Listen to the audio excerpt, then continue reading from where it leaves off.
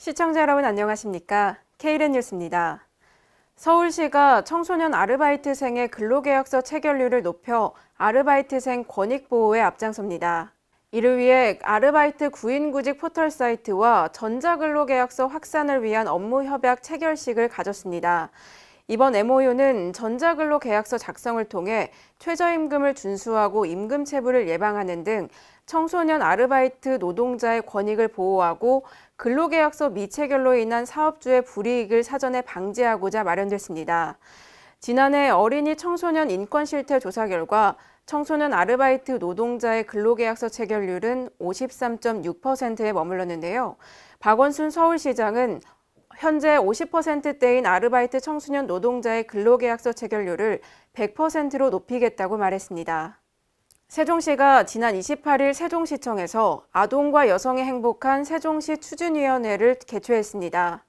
이날 위원회는 아동과 여성 친화도시 추진 로드맵의 주요 내용과 계획을 설명하고 추진위원들의 의견을 들었습니다. 이춘희 세종시장은 앞으로도 시민소통 채널을 활성화해 시민과 함께 아동, 여성 친화도시를 완성해 갈 것이라고 말했습니다. 또 아동과 여성이 행복한 세종특별자치시가 조성될 수 있도록 많은 관심과 참여를 당부했습니다. 권영진 대구시장이 수돗물의 안전을 확보하기 위해 모든 시정 역량을 집중할 것이라고 밝혔습니다. 권 시장은 대구 취수원 이전에 대해서 더 이상 늦출 수 없는 과제인 만큼 가장 빠른 시일 내에 해결하도록 하겠다고 말했습니다. 더불어 수돗물 안전을 확보하기 위해 수질 검사 항목을 278개에서 과불화합물을 포함한 286개로 확대하고 구미공단 등 상류 지역에 대한 수질 검사와 감시도 강화하겠다고 말했습니다. 또 먹는 물의 안정성을 시민들이 실시간으로 확인할 수 있도록 상시 공개 시스템을 빠른 시일 내에 구축하겠다고 밝혔습니다. 전북 순창군의 블루베리 농장이 지역 경제를 견인하고 있습니다. 블루베리 수확 체험을 통해 지역 농산물을 홍보하는 건 물론이고 관광객까지 유치하면서 지역 경제의 효자 노릇을 톡톡히 하고 있는데요. 김경모 기자가 전합니다. 전북 순창군의 블루베리 분양 농장이 도시민들에게 인기를 끌면서 농특산물 홍보는 물론 관광객 유치까지 지역 경제 활성화에 한몫을 하고 있습니다.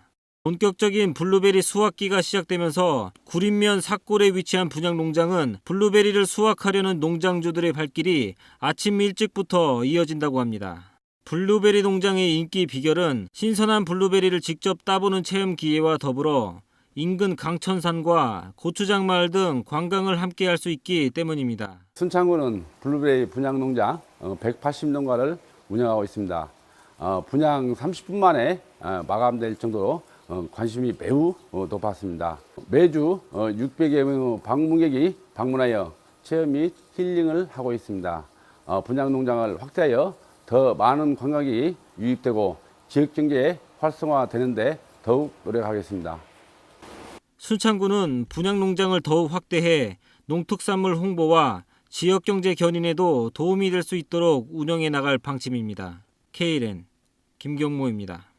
지난 28일 충북 청주시 일원에서 충북지방경찰청 등 유관기관이 참여한 가운데 다중이용시설 화장실에 대한 불법 촬영 카메라 일제 점검이 실시됐습니다. 현장 점검 이후에는 안전한 충북을 만들기 위한 거리 캠페인도 진행됐는데요. 충청북도는 현장 점검과 거리 캠페인을 통해 불법 촬영과 디지털 성범죄의 심각성을 알리고 범죄 행위에 대해 적극 대응하기로 했습니다. 특히 불법 촬영으로 고통받는 피해자의 고통을 공감하고 충북 지역에서 디지털 성범죄가 근절될 수 있도록 각 유관기관이 협력하기로 했습니다. 강원도가 재난방송협의회를 출범하고 본격적인 운영에 들어갔습니다. 재난방송협의회는 강원도 내 방송과 신문 등 8개 언론사가 참여해 재난 관련 정보를 신속 정확하게 제공하는 역할을 수행합니다. 송석도 위원장은 재난 상황 전파 핫라인 전송 시스템을 조속히 구축해 국지적 긴급 재난이 발생했을 때 재난 상황을 신속하게 전파하겠다고 말했습니다.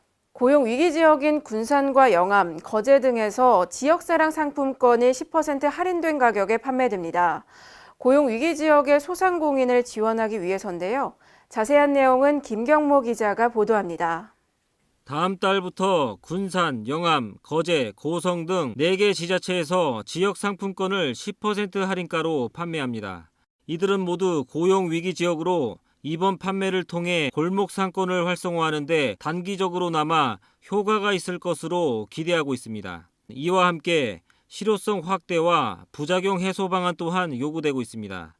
일반인 판매 비율이 적고 부정 사용에 대한 지적이 꾸준히 제기되고 있기 때문입니다. 각 지자체는 부정 사용 등을 막기 위해 1인당 구매 한도를 50만 원으로 제한하고 가맹점 등에 대한 모니터링을 강화해 계도 활동을 펼쳐나갈 예정입니다.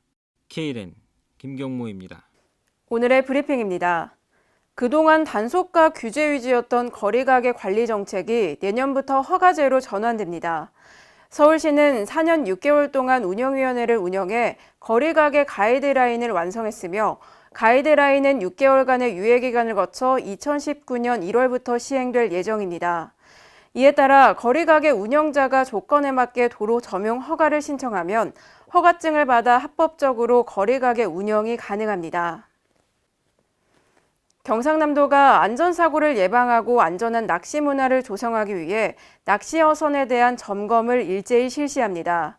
이번 점검은 5톤 이상 대형 낚시 어선 331척에 대해 이번 달 27일까지 4주간 진행됩니다. 점검 결과 경미한 지적사항에 대해서는 현장에서 바로 지도 교육을 실시하고 중대한 위법사항에 대해서는 엄중 조치할 계획입니다. 근로복지공단과 금융감독원이 지난 28일 보험사기 적발 및 예방을 위한 업무 협약을 체결했습니다. 공연보험과 사보험을 관리하는 두 기관이 다양한 분야의 정보 교류가 필요하다는 데 공감해 상호 협력하기로 한 건데요. 각 기관은 관련 법률 범위 내에서 각종 보험 사기 및 부정수급 관련 정보와 양 기관의 조사 기법 및 교육 정보 등을 공유합니다. 또 지속적으로 업무 협력 체계를 유지 발전시키기 위해 실무협의회를 구성해 운영하기로 했습니다. 광주광역시가 도심 환경 개선을 위해 권역별 화물자동차 공영차고직 조성 사업을 실시합니다. 광주시는 이 사업에 180억 원을 투입하고 내년 7월 공사를 마무리할 계획입니다. 광주시 화물차 공영차고지는 부지 면적 3만 1,036제곱미터에 주차면 260면 규모로 조성될 예정입니다. 전북건설기계부품연구원이 국가지정 전문 생산기술연구소로 승격이 확정됐습니다. 이에 따라 건설기계 부품 분야의 전문 생산기술연구소를 설립할 수 있게 됐는데요.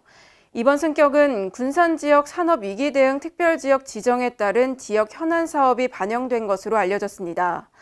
전라북도 관계자는 건설기계 산업계 수건이던 건설기계 분야 전문 생산기술연구소 설립이 마침내 결실을 맺게 됐다고 말했습니다.